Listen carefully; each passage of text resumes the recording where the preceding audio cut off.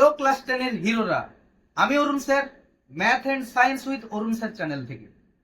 আজকে আমরা শুরু করতে চলেছি ক্লাস 10 এর খুবই একটি গুরুত্বপূর্ণ টপিক, অংশীদারি কারবার অর্থাৎ পার্টনারশিপ বিজনেস।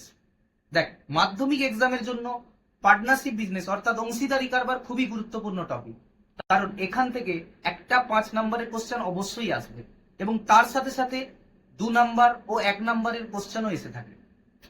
এই চ্যাপ্টারটা তোরা অনেকেই কঠিন মনে করিস, কিন্তু আমি প্রমিস করছি তোদের আজকে এই ভিডিওটা শেষ পর্যন্ত দেখার পর অংশীদারি কারবার তোদের কাছে খুব ইজি হয়ে উঠবে এবং অংশীদারি কারবারের বেশিরভাগ অঙ্ক তোরা খুব সহজে করে ফেলতে পারবি।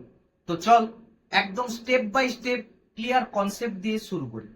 তো প্রথমেই আমরা জানবো অংশীদারি কারবার কি। দেখ, এখানে অংশীদারি কারবার, এই যে দুটো শব্দ অংশীদারি কারবার, এই দুটো শব্দের মানে যদি তোরা ঠিক মতো বুঝে ফেলতে পারিস তাহলে অংশীদারি কারবারের পুরো কনসেপ্ট তোদের কাছে ক্লিয়ার হয়ে যাবে। দেখ, এখানে কারবার মানে কি? কারবার মানে হলো যে কোনো একটা ব্যবসা। তাহলে কারবার মানে হলো ব্যবসা। তাহলে অংশীদারি এই কথাটা কোথা থেকে আসছে? দেখ, অংশীদারি কথাটা আসছে অংশীদার থেকে। তাহলে অংশীদার মানে কি? দেখ, অংশীদার মানে হলো ওই ব্যবসাটা যতজন মিলে করেছে, অর্থাৎ ওই ব্যবসার মালিক যতজন। তাহলে এই ব্যবসার মালিক যতজন, এই ব্যবসার মালিক যতজন, কোন একটা ব্যবসার যতজন মিলে করে, অর্থাৎ ওই ব্যবসাটার মালিক যতজন, তাদের প্রত্যেককে বলা হয় ওই ব্যবসার অংশীদার। ব্যাপারটা কিরকম? দেখ, এখানে দেখ, যে কোনো একটা ধর ব্যবসা,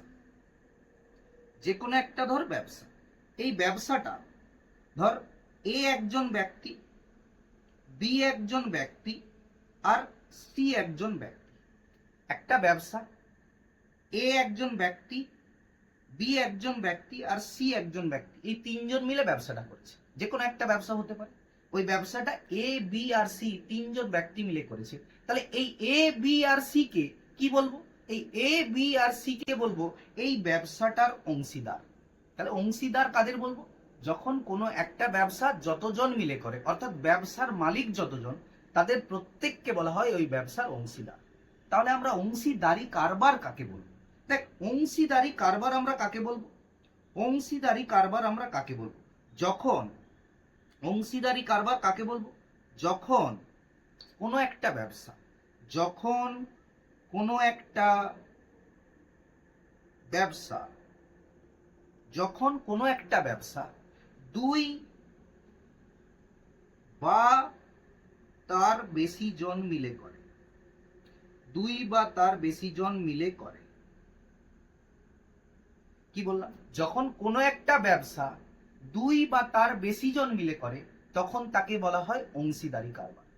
তাহলে তোদের মাথায় এই কোশ্চেনটা আসতেই পারে যে স্যার, কোনো একটা ব্যবসা যদি কোনো একজন একা করে, ধর একটা ব্যবসা এ একজন ব্যক্তি একা করছে, তাহলে কি স্যার ওটাকে অংশীদারি কারবার বলবো? না। যখন কোনো একটা ব্যবসা একা একজন করে, অর্থাৎ কোনো ব্যবসার মালিক একজন হয়, তখন সেটা অংশীদারি কারবার হয় না। তাহলে কখন অংশীদারি কারবার হয়?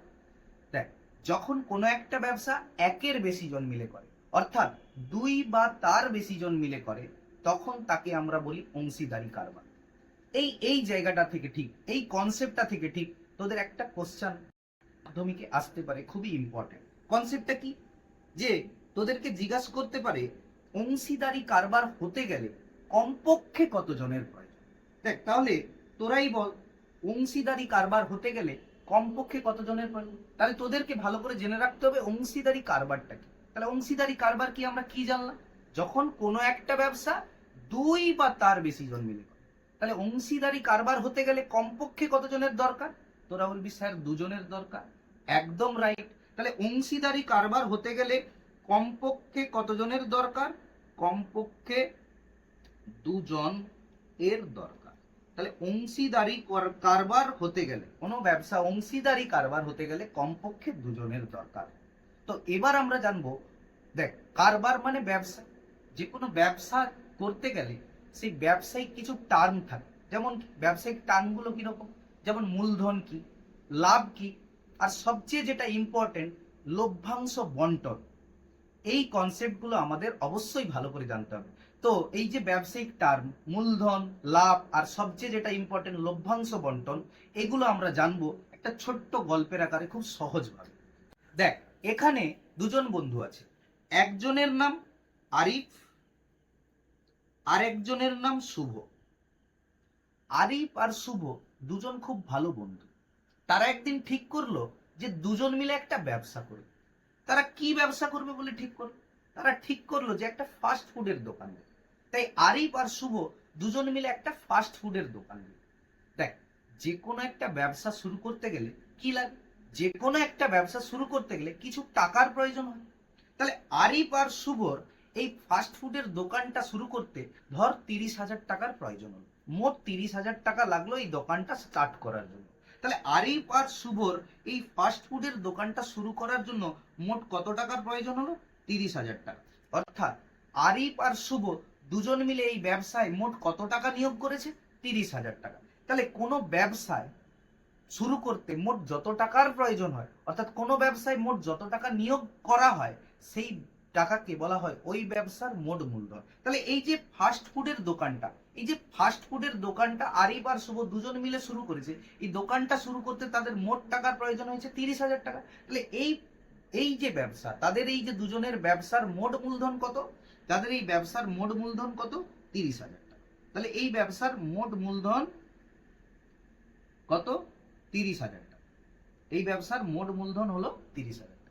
এবার দেখ, এই যে 30,000 টাকার লেগেছে এই ব্যবসাতে, এই 30,000 টাকা কে দেবে? আরিফ আর শুভর ব্যবসা, দুজন বন্ধুর ব্যবসা, তারা দুজন বন্ধু মিলে এই টাকাটা জোগাড় করবে। তো আরিফ বলল, বন্ধু আমার কাছে 20,000 টাকা আছে। তাই আরিফ কি করলো? এই ব্যবসায় 20,000 টাকা দিল। তাহলে এই ব্যবসায় আরিফের মূলধন কত? এই ব্যবসায় আরিফের মূলধন, এই ব্যবসায় আরিফের মূলধন হলো 20,000 টাকা। দেখ, কোনো ব্যবসায় কোনো অংশীদার যত টাকা নিয়োগ করে, সেই টাকার পরিমাণটাকে ওই ব্যবসায় ওই অংশীদারের নিজস্ব মূলধন বলে। এখানে দেখ, আরিফ আর শুভ এই ব্যবসার দুজন অংশীদার। আরিফ এই ব্যবসায় 20,000 টাকা নিয়োগ করেছে, তাই এই ব্যবসায় আরিফের নিজস্ব মূলধন কত? 20,000 টাকা। আর শুভর কাছে ছিল 10,000 টাকা, তাই শুভ এই ব্যবসায় নিয়োগ করেছে কত? 10,000 টাকা। তাহলে এই ব্যবসায় শুভর মূলধন কত? অবশ্যই 10,000 টাকা। তাহলে এই ব্যবসায় শুভর মূলধন কত? এই ব্যবসায় শুভর মূলধন 10,000। এবারে দেখ, তারা দুজন মিলে কিছু সময় ব্যবসা করে এবং ব্যবসা করার পর তাদের কিছু টাকা লাভ। ধর ধর এই ব্যবসা থেকে তাদের লাভ হয়েছে মোট 6,000 টাকা। তারা কিছু সময় ব্যবসা করার পর বা কিছু মাস বা কিছু বছর ব্যবসা করার পর তাদের ধর এই ব্যবসা থেকে লাভ হয়েছে 6,000 টাকা, সাপোজ ধরে নি। তাহলে এই যে লাভটা তারা পেলো ব্যবসা থেকে, এই লাভটা তারা কি করবে? দুজনের মধ্যে ভাগ করে নেবে। অর্থাৎ এই লাভটা তারা নিজেদের মধ্যে ভাগ করে নেবে, অর্থাৎ লভ্যাংশ বন্টন হবে দুজনের মধ্যে। এখানে যেহেতু দুজন অংশীদার আছে, আর ঠিক এই লভ্যাংশ বন্টনের সময়ই যত সমস্যার তৈরি হয়।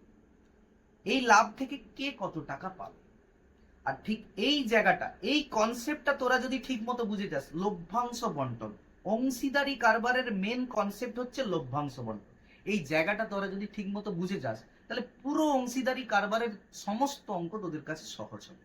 দেখ, এবার তাহলে আমরা জানবো এই যে 6,000 টাকা তাদের মধ্যে, তাদের যে লাভ হয়েছে ব্যবসা থেকে, এই 6,000 টাকা তারা দুজনের মধ্যে কিভাবে ভাগ করে নেবে, অর্থাৎ অংশীদারি কারবারের লভ্যাংশ বন্টন কিভাবে করা যায়, সেটা আমরা এবারে জানব। দেখ, অংশীদারি কারবারের লভ্যাংশ বন্টন কিভাবে হবে সেটা ঠিক করবে কারা? ব্যবসার অংশীদাররা। আর এখানে ব্যবসার অংশীদার কারা? আরিফ আর শুভ, এই দুই বন্ধু। তাহলে এই দুই বন্ধু তারা ব্যবসা করে যে 6,000 টাকা লাভ করেছে, সেটা তাদের নিজেদের মধ্যে কি কি উপায়ে বন্টন করতে পারে, অর্থাৎ ভাগ করতে পারে, সেটা আমরা জানবো। দেখ, প্রথম উপায় হলো কি, তারা তাদের লাভটাকে তারা দুজন বন্ধু সমান ভাগে ভাগ করে নিতে পারে। অর্থাৎ যা লাভ হবে তাদের ব্যবসা করে, সেটা তারা দুজনের মধ্যে সমান ভাগে ভাগ করে নিতে পারে। দ্বিতীয় উপায় কি? দ্বিতীয় উপায় কি? লভ্যাংশ বন্টনের দ্বিতীয় উপায় হলো তাদের মধ্যে যে লাভটা হবে সেটা তারা মূলধনের অনুপাতে লভ্যাংশটাকে বন্টন করে নিতে পারে। অর্থাৎ মূলধনের অনুপাতে মানে কি? যে বেশি টাকা ব্যবসায় নিয়োগ করেছে, অর্থাৎ মূলধন যার বেশি ব্যবসায়, সে বেশি টাকা লাভ পাবে, আর যার মূলধন কম ব্যবসায়, সে কম টাকা লাভ পাবে। আর কি উপায়ে তারা লভ্যাংশ বন্টন করতে পারে? আর যে কোনো চুক্তি অনুযায়ী তারা লভ্যাংশটাকে বন্টন করতে পারে। যে কোনো চুক্তি অনুযায়ী কি চুক্তি হবে সেটা অংশীদাররা আগে থেকে ঠিক করে রাখবে। তাহলে দেখ, এই যে আরিফ আর শুভ ব্যবসা করে 6,000 টাকা লাভ করেছে, তাহলে এই লাভটা ব্যবসা একটাই, কিন্তু লভ্যাংশ বন্টন আমরা 3টা উপায়ে করতে পারি। কি কি উপায়? আমাদের কাছে লভ্যাংশ বন্টনের 3টা উপায় হলো, 1 নম্বর উপায় তারা সমান ভাগে ভাগ করে নিতে পারে, 2 নম্বর উপায় হলো মূলধনের অনুপাতে ভাগ করতে পারে, আর 3 নম্বর উপায় হলো যে কোনো চুক্তি অনুযায়ী ভাগ করতে পারে। তাহলে আরিফ আর শুভ ব্যবসা করে যে 6,000 টাকা লাভ হয়েছে, সেই লাভটাকে আমরা এই 3টা উপায়ে ভাগ করে দেখব কে কত টাকা পাচ্ছে। তাহলে আমাদের প্রথম উপায় হলো সমান ভাগে ভাগ। তাহলে আরিফ আর শুভর ব্যবসা করে মোট লাভ কত হয়েছে? আরিফ আর শুভর ব্যবসা করে মোট লাভ হয়েছে কত? আরিফ আর শুভর ব্যবসা করে মোট লাভ হয়েছে 6,000 টাকা।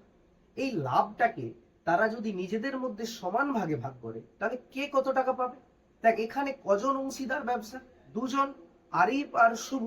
তারা যদি সমান ভাগে লভ্যাংশ বন্টন করে, তাহলে 2জনের মধ্যে সমান ভাগে ভাগ হবে, অর্থাৎ মোট লাভটাকে সমান 2 ভাগে ভাগ করতে হবে। তাহলে মোট লাভ এখানে 6,000 টাকা। এই 6,000 টাকাকে সমান 2 ভাগে ভাগ করব, অর্থাৎ 2 দিয়ে ভাগ করব। তাহলে দেখ, 6,000 টাকাকে 2 দিয়ে ভাগ করলে আরিফ কত পাবে? আরিফ কত পাবে? আরিফ পাবে সমান 6,000 ভাজিত 2 সমান কত? 3,000 টাকা। তাহলে আরিফ পেল 3,000 টাকা। তাহলে শুভ কত পাবে? দেখ, শুভ পাবে 3,000 টাকা। কেন? কারণ মোট লাভকে তারা সমান 2 ভাগে ভাগ করেছে। এক ভাগ যদি 3,000 টাকা হয়, আরেক ভাগ কত হবে? 3,000 টাকাই হবে। তাহলে আমরা জানলাম অংশীদারি কারবারে যখন লভ্যাংশ বন্টন সমান ভাগে হবে, দেখ এখানে 2জন আছে, আরিফ আর শুভ, তাই মোট লাভটাকে আমরা 2 দিয়ে ভাগ করলাম। তাহলে 6,000 টাকাকে 2 দিয়ে ভাগ করতে একজন পেল 3,000 টাকা, আরেকজন পেল 3,000 টাকা। যদি এখানে অংশীদার 3জন বা 4জন থাকতো, তখন কি করতাম? তখন মোট লাভকে 3 অথবা 4 দিয়ে ভাগ করতাম। এবারে দেখ, এই লাভটাকে, এই যে 6,000 টাকা তাদের মধ্যে লাভ হয়েছে, তারা বললো যে না, সমান ভাগে আমরা ভাগ করব না, আমরা কি করব? মূলধনের অনুপাতে করব। তাহলে মূলধনের অনুপাতে যদি ভাগ করি, তখন কে কত টাকা পাবে সেটা আমরা এবার দেখব। দেখ, এই যে তাদের মধ্যে যে 6,000 টাকা মোট লাভ হয়েছিল, তাদের মধ্যে মোট লাভ কত ছিল? তাদের ব্যবসায় মোট লাভ ছিল 6,000 টাকা। এই মোট লাভ 6,000 টাকাকে তারা মূলধনের অনুপাতে, কি অনুপাতে ভাগ করবে? মূলধনের অনুপাতে ভাগ করবে। তাহলে কে কত টাকা পাবে? দেখ, এই যে মূলধনের অনুপাতে লভ্যাংশ বন্টন, এটা খুব ভালো করে বোঝ, কারণ তোদের এক্সারসাইজের বেশিরভাগ অঙ্কে তোদেরকে মূলধনের অনুপাতেই লভ্যাংশ বন্টন করতে হবে, আর তোদের এক্সামে আসাও বেশিরভাগ অঙ্ক তোদের মূলধনের অনুপাতেই লভ্যাংশ বন্টন করে দেখাতে হবে। অর্থাৎ লভ্যাংশ বন্টনের এই উপায়, অর্থাৎ মূলধনের অনুপাতে লভ্যাংশ বন্টন, এটা তোদের কাছে খুবই ইম্পর্টেন্ট। তাই এই জায়গাটা খুব ভালো করে দেখ। দেখ, এখানে বলেছে কি? মূলধনের অনুপাতে লভ্যাংশ বন্টন। মূলধন কি আমরা জেনেছি? ব্যবসায় প্রত্যেক অংশীদার যে টাকা নিয়োগ করে সেটাই তাদের মূলধন। তাহলে এখানে মূলধনের অনুপাতে লভ্যাংশ বন্টন করব, তাহলে আগে কি করতে হবে? আমাদের মূলধনের অনুপাতটা বের করতে হবে। এখানে ব্যবসায় অংশীদার কারা? আরিফ আর শুভ, এই 2জন, তাদের মূলধনের অনুপাত প্রথমে আমাদের বের করতে হবে। তাহলে আরিফ ও শুভর মূলধনের অনুপাত প্রথমে আমাদের বের করতে হবে। তাহলে আরিফ আর শুভর মূলধনের অনুপাত কত সেটা আমরা এবার জানবো। দেখ, আরিফ ব্যবসায় কত হাজার টাকা দিয়েছিল? আরিফ ব্যবসায় 20,000 টাকা দিয়েছিল। তাহলে আরিফের ব্যবসায় মূলধন কত? 20,000 টাকা। আর শুভ ব্যবসায় কত হাজার টাকা দিয়েছিল? 10,000 টাকা। তাহলে শুভর মূলধন কত? 10,000। এবারে তাহলে 20,000 আর 10,000, অর্থাৎ আরিফ আর শুভর মূলধনের অনুপাত করব। তাহলে 20,000 ইস্টু 10,000। তাহলে আরিফ আর শুভর মূলধনের অনুপাত হলো 20,000 ইস্টু 10,000। এবার দেখ, যখনই আমরা কোনো অনুপাত করি, তখন অনুপাতকে কি করতে হয়? লঘিষ্ঠ আকারে সাজিয়ে নিতে হয়। তাহলে এখানে অনুপাতকে যদি লঘিষ্ঠ আকারে নিতে হয়, তাহলে কি করতে হবে? অনুপাতের প্রত্যেকটা পদকে একই সংখ্যা দিয়ে ভাগ করতে হবে। তাহলে এখানে দেখ, 20,000 আর 10,000, এই 2টা পদ আছে। এই 2টা পদকে আমি যদি 10,000 দিয়ে ভাগ করে দেই, তাহলে 10 2 এ 20,000 আর 10 1 এ 10,000, তাহলে 2:1 হলো। তাহলে এখানে দেখ কি পেলাম? আরিফ আর শুভর মূলধনের অনুপাত কি পেলাম? 2:1। এবারে ভালো করে বোঝ, এই যে মূলধনের অনুপাতে যখন লভ্যাংশ বন্টন হবে, সেই জায়গায় একটা খুবই ইম্পর্টেন্ট কনসেপ্ট কাজে লাগে। যেই কনসেপ্টটা তোদের মাথায় যদি থাকে, তাহলে অংশীদারি কারবারের বেশিরভাগ অঙ্ক তোরা খুব সহজে করে নিতে পারবি। আর এই কনসেপ্ট দিয়েই অংশীদারি কারবারের বেশিরভাগ অঙ্ক, শর্ট কোশ্চিনও যখন তোরা করবি তখন এই কনসেপ্টটাই কাজে লাগবে। তাহলে এই কনসেপ্টটা তোরা মাথায় ভালো করে ঢোকা। তাহলে কনসেপ্টটা কি? দেখ, কনসেপ্টটা হলো কি? কনসেপ্টটা হলো এই যে মূলধনের, কনসেপ্টটা হলো যে মূলধনের অনুপাত সমান লভ্যাংশের অনুপাত। মূলধনের অনুপাত সমান লভ্যাংশের অনুপাত। তাহলে ইম্পর্টেন্ট কনসেপ্টটা কি? মূলধনের অনুপাত। ইম্পর্টেন্ট কনসেপ্টটা হলো কি? মূলধনের অনুপাত সমান লভ্যাংশের অনুপাত। এই কনসেপ্টটা, মূলধনের অনুপাত সমান লভ্যাংশের অনুপাত, এই কনসেপ্টটা তোরা মাথায় ঢুকিয়ে রাখ। এই কনসেপ্টটাই ইম্পর্টেন্ট। এই কনসেপ্ট দিয়ে বেশিরভাগ অঙ্ক তোরা করতে পারবি খুব সহজে। দেখ, মূলধনের অনুপাত সমান লভ্যাংশের অনুপাত মানেটা কি? মানে ব্যবসায় অংশীদাররা যে অনুপাতে মূলধন দিয়েছে তাদের মধ্যে লাভটাও ভাগ হবে ঠিক সেই অনুপাতে। দেখ, এখানে আরিফ আর শুভর মূলধনের অনুপাত কত? 2:1। তাহলে আরিফ আর শুভর মধ্যে লভ্যাংশ বন্টন যদি মূলধনের অনুপাতে করা হয়, তাহলে তাদের লভ্যাংশ বন্টনের অনুপাতও কত হবে? 2:1। বুঝতে পারলি? এবারে দেখ, তাহলে এই 2:1 অনুপাতে যদি আমরা লভ্যাংশ বন্টন করি, তাহলে কে কত টাকা পাবে সেটা আমরা জানবো। দেখ, তাদের মূলধনের অনুপাত কত আসছে? তাদের মূলধনের অনুপাত আসছে 2:1। এই অনুপাতে আমরা যদি আরিফ আর শুভর মধ্যে লভ্যাংশ বন্টন করি, তাহলে কে কত টাকা পাবে? তাহলে দেখ, মোট লাভ 6,000 টাকা ছিল, আর মোট লাভের লভ্যাংশের অনুপাত কত? অর্থাৎ লভ্যাংশ বন্টনের অনুপাত হচ্ছে 2:1। তাহলে 2:1। দেখ, আরিফের অনুপাত কত? আরিফের লভ্যাংশের অনুপাত 2, আর শুভর লভ্যাংশের অনুপাত কত? 1। তাহলে দেখ, আরিফের ভাগে 2 ভাগ পড়বে, মোট লাভের 2 ভাগ আরিফ পাবে, আর মোট লাভের 1 ভাগ কে পাবে? শুভ পাবে। তাহলে মোট লাভটাকে ক ভাগে ভাগ করা হয়েছে? 2 আর 1, টোটাল 3 ভাগে ভাগ করা হয়েছে। 3 ভাগের মধ্যে 2 ভাগ আরিফ পাবে। তাহলে আরিফ কত পাবে? মোট লাভের আরিফ পাবে, মোট লাভের মধ্যে আরিফ পাবে কত? মোট লাভের মধ্যে আরিফ পাবে, মোট লাভ কত? 6,000 টাকা। এই 6,000 টাকা মোট লাভকে ক ভাগ করা হয়েছে? টোটাল 2 আর 1, 3 ভাগ করা হয়েছে। তার মধ্যে আরিফ কত পাবে? 2 ভাগ। তাহলে আরিফ কত পেল? 3 ভাগের 2 ভাগ, অর্থাৎ 2/3 অংশ। মোট লাভের 2/3 অংশ, মোট লাভ 6,000 টাকা। তাহলে 6,000-এর 2/3 অংশ মানে 6,000 ইন্টু 2/3, এত টাকা পাবে আরিফ। তাহলে এটাকে ক্যালকুলেশন করে দেখ কত আসে। দেখ, 3 একে 3, উপরে 6,000-কেও 3 দিয়ে কাটলাম, 3 2 6, তাহলে 2,000। উপরে এলো 2,000, আর উপরে 2 ছিল, 2,000 ইন্টু 2 কর, তাহলে কত আসবে? 2 2 4,000 টাকা। তাহলে মূলধনের অনুপাতে লভ্যাংশ বন্টন করলে এই 6,000 টাকার মধ্যে আরিফ পাবে কত? 4,000 টাকা। তাহলে শুভ পাবে কত? শুভ পাবে কত? দেখ, মোট লাভ ছিল 6,000 টাকা, তার মধ্যে শুভর ভাগ কত? 1 ভাগ শুভ পাবে। তাহলে 1 ভাগ ক ভাগের মধ্যে পাবে? টোটাল 3 ভাগ করা হয়েছে, 3 ভাগের মধ্যে 1 ভাগ, অর্থাৎ 1/3 অংশ শুভ পাবে। তাহলে 6,000 ইন্টু 1/3 কর, এবারে নিচে 3 একে 3 কর, উপরে 6,000-কেও 3 দিয়ে কাট, 3 2 6, তাহলে 2,000, উপরে আর 1 আছে, 2,000 আর 1 গুণ করলে কত হয়? 2,000 টাকা। তাহলে মূলধনের অনুপাতে, আমরা যদি মূলধনের অনুপাতে লভ্যাংশ বন্টন করি, সেখানে আরিফ পেল কত? আরিফ পেল 4,000 টাকা, আর শুভ পেল কত? শুভ পেল 2,000 টাকা। তাহলে আমরা জানলাম যে মূলধনের অনুপাতে লভ্যাংশ বন্টন কিভাবে হয়। এবার দেখব এই ব্যবসার 6,000 টাকা লাভকে তারা যদি কোনো চুক্তি অনুযায়ী ভাগ করে, সেটা কিভাবে বন্টন করা যায়। দেখ, চুক্তি তারা, যারা অংশীদারি ব্যবসায় যারা অংশীদার, চুক্তিটা তারা আগে থেকে ঠিক করে রাখবে। এখানে আমরা একটা চুক্তি নিয়েছি, যে চুক্তিটা নিয়েছি সেটা তোদের এক্সারসাইজের অঙ্কগুলোতে যে ধরনের চুক্তি আছে এবং তোদের পরীক্ষায় আসার সম্ভাবনা যে ধরনের চুক্তি অনুযায়ী পরীক্ষায় আসে অঙ্ক, সেই ধরনেরই একটি চুক্তি নিয়েছি। দেখ, চুক্তিটা কি বলছে। দেখ, এখানে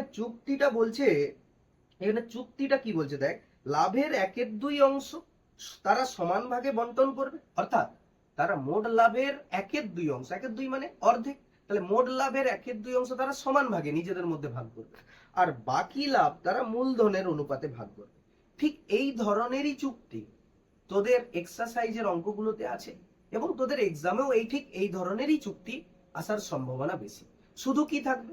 দেখ, চুক্তিতে এই যে এখানে লেখা আছে 1/2 অংশ, এখানে কোথাও থাকতে পারে 50%, পার্সেন্টেজে দেওয়া থাকতে পারে, কোথাও 1/2 অংশের জায়গায় 2/3 অংশ দেওয়া থাকতে পারে, 2/5 অংশ দেওয়া থাকতে পারে, আর বাকিটা তারা মূলধনের অনুপাতে ভাগ করবে। এই ধরনেরই ঠিক চুক্তি থাকবে। তাহলে দেখ, এই চুক্তি অনুযায়ী, এই যে চুক্তিটা এখানে দেওয়া আছে যে মোট লাভের 1/2 অংশ তারা সমান ভাগে ভাগ করবে, আর বাকি লাভটা মূলধনের অনুপাতে ভাগ করবে। এই চুক্তি অনুযায়ী আমরা এই 6,000 টাকা, অর্থাৎ আরিফ আর শুভর ব্যবসায় যে 6,000 টাকা লাভ হয়েছে, এই লাভটাকে আমরা এবারে কিভাবে বন্টন করব সেটা জানবো। দেখ, বলেছে মোট লাভের 1/2 অংশ তারা সমান ভাগে ভাগ করবে। তাহলে মোট লাভের 1/2 অংশটা কত সেটা আগে জানতে হবে। তাহলে মোট লাভের এখানে তাহলে আমরা বের করব আগে কি, যে মোট লাভের 1/2 অংশ সমান কত। তাহলে মোট লাভটা কত, 6,000 টাকা, তার 1/2 অংশ কি করে পাবো? তাহলে 6,000 কে কি করতে হবে, 1/2 দিয়ে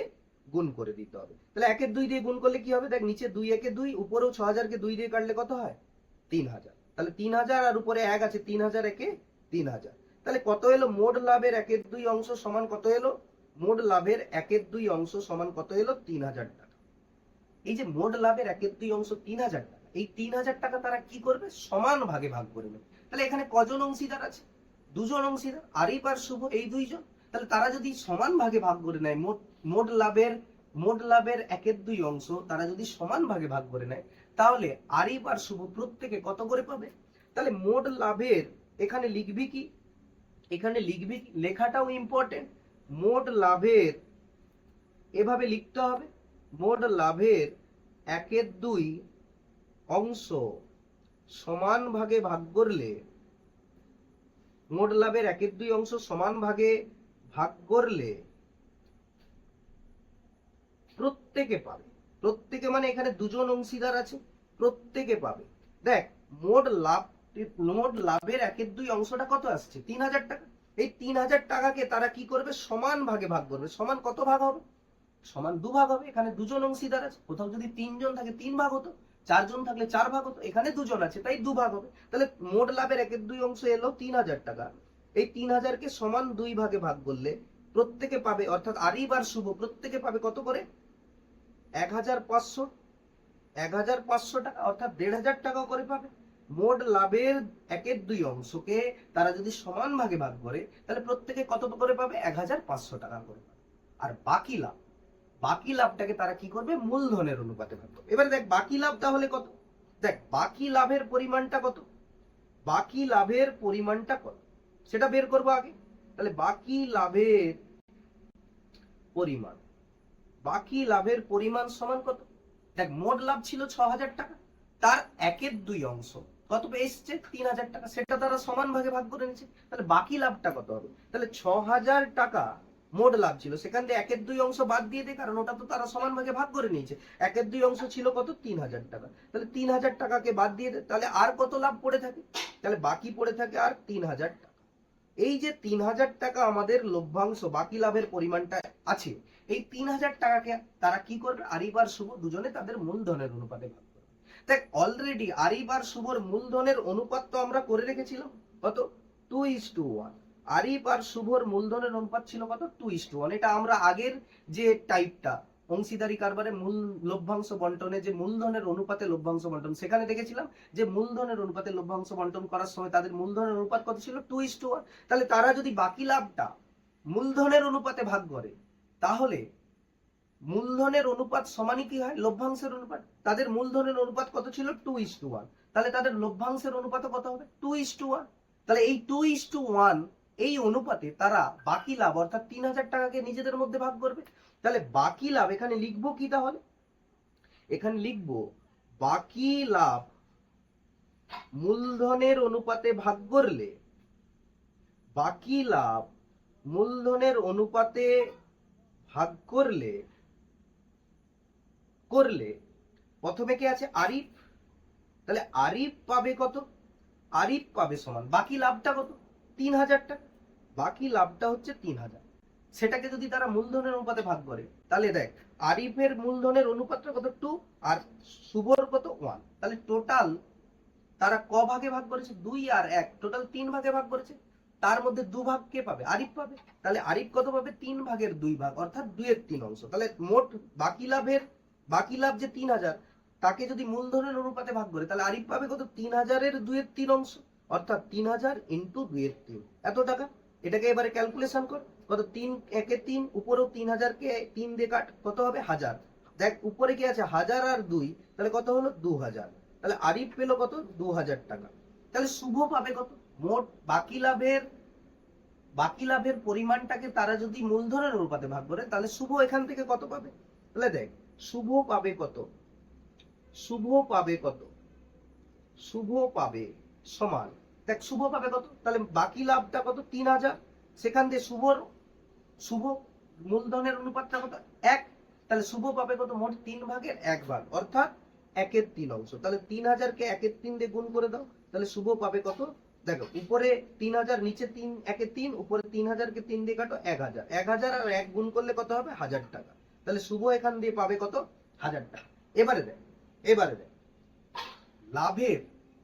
লাভের 1/2 অংশ তারা সমান ভাগে ভাগ করেছিল, সেখান দিয়ে প্রত্যেকে কত করে পেয়েছিল? 1500 টাকা করে। আর বাকি লাভের পরিমাণটাকে তারা মূলধনের অনুপাতে ভাগ করেছে, সেখান দিয়ে আরিফ কত পেয়েছে? 2000 টাকা, আর শুভ কত পেয়েছে? 1000 টাকা। তাহলে আরিফ আর শুভ এই ব্যবসা থেকে মোট কত লাভ পেয়েছে সেটা কি করব? তাহলে দেখ এই পাশ থেকে 1500 টাকা, বাকি লাভের অর্ধেক 1/2 অংশকে তারা সমান ভাগে ভাগ করলে প্রত্যেকে কত পেয়েছিল? 1500 করে। তাহলে আরিফ মোট পাবে কত এই ব্যবসা থেকে? আরিফ মোট পাবে কত? তাহলে 1500, আর এ পাশে কত?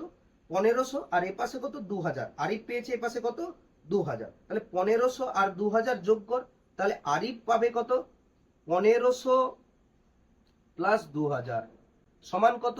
3500 টাকা আরিফ পাবে। আর শুভ পাবে কত? শুভ সে পাশ থেকে 1500 টাকা পেয়েছিল, যেখানে 1/2 অংশকে সমান ভাগে ভাগ করা, আর এখান থেকে কত পেয়েছে? 1000। তাহলে 1500 প্লাস 1000 মানে শুভ পাবে কত? 2500 টাকা। তাহলে আমরা জানলাম যে লভ্যাংশ বন্টনের 3টা উপায়: একটা সমান ভাগে লভ্যাংশ বন্টন, একটা মূলধনের অনুপাতে লভ্যাংশ বন্টন, আর একটা যে কোনো চুক্তি অনুযায়ী লভ্যাংশ বন্টন। এই 3টা উপায় খুব ইম্পর্টেন্ট। এই ভিডিওটা তোরা দেখার পর তোদের যদি কনসেপ্ট ক্লিয়ার হয়ে থাকে, তাহলে তোরা এক্সারসাইজের অঙ্কগুলো গিয়ে ট্রাই কর, দেখবি তোদের এক্সারসাইজের বেশিরভাগ অঙ্ক তোদের খুব সহজ মনে হবে, আর তোরা এক্সারসাইজের বেশিরভাগ অঙ্ক নিজেরা করতে পারবি। আর যদি না করতে পারিস তাতে টেনশন নেওয়ার কিছুই নেই, আমি আছি তোদের সাথে, তোদের পাশে। আমরা আমাদের নেক্সট ভিডিওতে তোদের এক্সারসাইজের প্রত্যেকটা অঙ্ক step by step clear concept দিয়ে বুঝিয়ে দেব। ততক্ষণ পর্যন্ত ভালো থাক, মন দিয়ে পড়াশোনা কর। দেখা হচ্ছে নেক্সট ভিডিওতে। আর একটা কথা, অঙ্ক সবসময় বুঝে করবি। অঙ্ক যদি বুঝে না করিস তাহলে অঙ্ক কঠিন হয়ে যাবে।